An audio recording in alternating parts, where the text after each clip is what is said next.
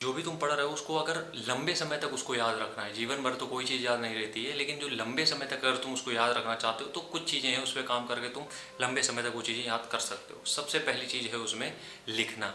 देखो जितना तुम पढ़ रहे हो उसमें अगर उसका डबल तुम लिखोगे तो जल्दी तैयार होगा। सुनो मेरी बात कैसे। अब मान लो तुम करंट अफेयर्स, हम सीधी सी बात चलते हैं करंट अफेयर्स पे। तुम करंट अफेयर्स का कोई वीडियो देख रहे हो, ठीक है, तुम वीडियो देख रहे हो, तुम स्क्रॉल कर रहे हो, सुनते जा रहे हो, वीडियो देख रहे हो, सुनते जा रहे हो, सुनते जा रहे हो, और तुमने बंद करके रख दिया। अब दूसरे दिन जब तुम उसको देखने जाओगे तुम्हें एक लाइन भी याद नहीं रहेगी।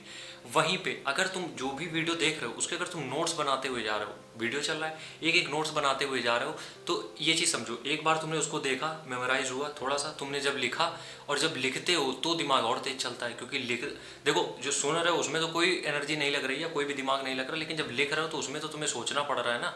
ठीक है, तो जब लिख रहे हो तो तुम्हें डबल बार हो गया, तो मतलब एक टाइम पे दो चीज़ें हो गई।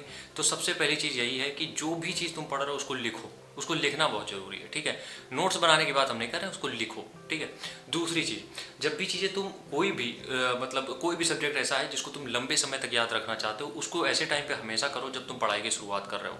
पढ़ाई की शुरुआत करने का मतलब ये है, मान लो तुम सुबह 5 बजे उठते हो, मान लो तुम रात में 2 बजे उठ के पढ़ाई करते हो, तो जिस समय भी उठ रहे हो तो उठने के बाद जो पहला घंटा, दूसरा घंटा या तीसरा घंटा, शुरुआत के जो घंटे होंगे उनको इस चीज़ में डालो कि तुम याद करो उनको, उनको मेमोराइज करो, क्योंकि वही टाइम होता है जो तुम सबसे ज़्यादा फोकस कर पाते हो। और वो जो टाइम होगा, इसलिए कहा नहीं जाता है कि सुबह उठ के जल्दी पढ़ना चाहिए, इसका मतलब यही होता है कि जब तुम सुबह उठ के तैयारी करने बैठते हो तो उसका मतलब ये होता है कि जल्दी से मेमोराइज होती चीज़ें, जल्दी से याद होना चालू हो जाता है। तो इस वजह से हम बोलते हैं कि आपको जब भी आप उठ रहे हो, जब भी आपकी गुड मॉर्निंग हो, वो चाहे दोपहर में हो, चाहे रात में हो, चाहे सुबह हो, सीधे तुम किताबों पे उठ जाओ। ठीक है, दो चीज़ें हो गई। थर्ड नंबर पे हम यहाँ पे बात करेंगे, जब भी तुम किसी भी एग्जाम की तैयारी करते हो और तुम्हें याद करना है उसको लंबे समय तक, क्योंकि एग्जाम हो सकता है 6 महीने 8 महीने बाद हो, तो जब भी तुम्हें किसी चीज़ को इस तरीके से याद रखना है तो स्टोरीज में याद रखा करो। तुम पॉइंट टू पॉइंट चीज़ें नहीं याद रख सकते हो, ये फैक्ट है। अब देखो कैसे, लूसेंट की बुक आती है, तुम्हें उसको 6 बार रिवाइज करना पड़ेगा, उसके अलावा तुम उसको कभी याद नहीं रख सकते हो।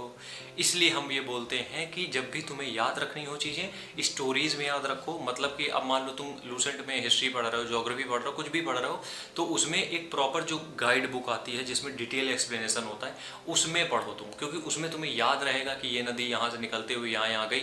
अब इसमें क्या टू द पॉइंट लिखी कि ब्रह्मपुत्र नदी कहाँ से निकलती है, चीन में, भूटान में जाती है कि नहीं जाती, तो ये सब चीज़ें तुम्हें नहीं याद रहेंगी लंबे समय तक।